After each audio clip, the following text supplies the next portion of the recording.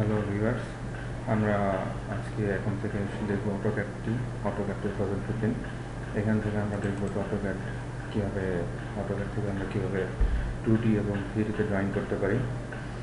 2D drawing হচ্ছে মূলত x এবং ওয়াই অক্ষের সাপেক্ষে এটা আমরা করে থাকি, এবং 3D ড্রয়িং বলতে যেটা বোঝায় সেটা হচ্ছে আমরা ইয়ার থেকে 3Dতে এক্স ওয়াই জেড এই তিনটি অক্ষ নিয়ে যে ড্রয়িংটি করা হয় সেটা হচ্ছে 3D ড্রয়িং। সেটাকে আমরা সাধারণত 3D ড্রয়িং বলে থাকি।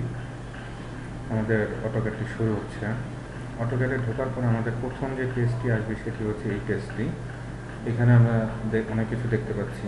এখান থেকে আমরা স্টার্ট ড্রয়িং, তারপর রিসেন্ট ডকুমেন্টস, এখান থেকে আমার যে এক্সিস্টিং যে ড্রয়িংগুলো আছে সেগুলো এখানে শো করবে। আর এখান থেকে আমি নতুন একটা পেজে যখন যাবো তখন এখান থেকে আমি শুরু করবো গেট স্টার্টেড। এখান থেকে আমি শুরু করলাম ডাবল ক্লিক করে। তো আমার এটা আসলো। এটা হচ্ছে আমার প্রথমে হোম মেনুতে যাব। আমার এখানে আগে করা ছিল এটা গিয়েছে। হোম মেনুতে আমি দেখতে পাচ্ছি এখানে অনেক কিছু এসেছে। এখান থেকে আমি অনেক কিছু দেখতে পাচ্ছি।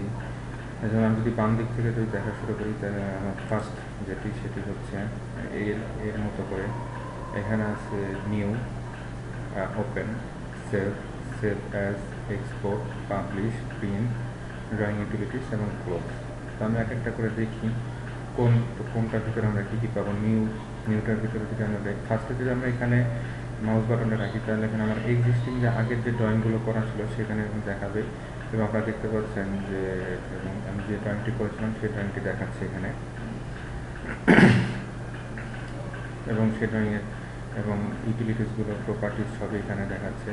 আমরা নিউতে গিয়ে ফার্স্টে দেখবো ড্রয়িং, এবং এখানে হচ্ছে শিট সেট আমরা দেখবো, আমরা দেখবো ড্রয়িং।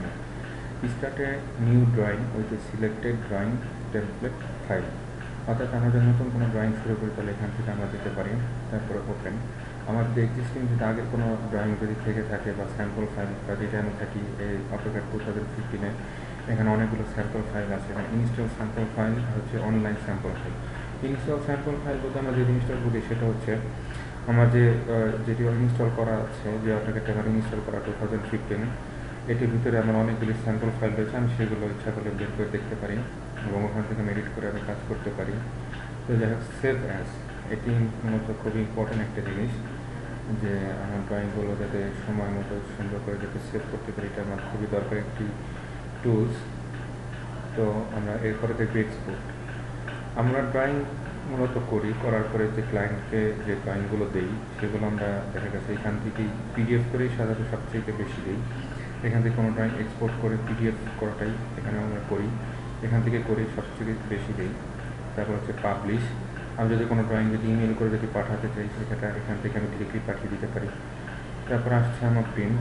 এখান থেকে আমি অনেকগুলো টুল কথা দেখি। আমরা আস্তে আস্তে করে সব কিছুই দেখবো।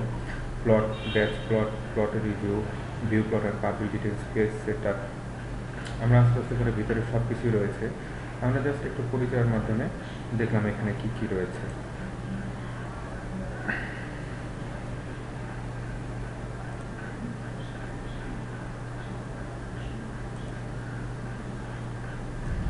আচ্ছা, তো আমরা শুরু করি। ফার্স্টে দেখি এখানে রয়েছে draw panel, modify panel, annotation, layers, block, properties, group, utilities.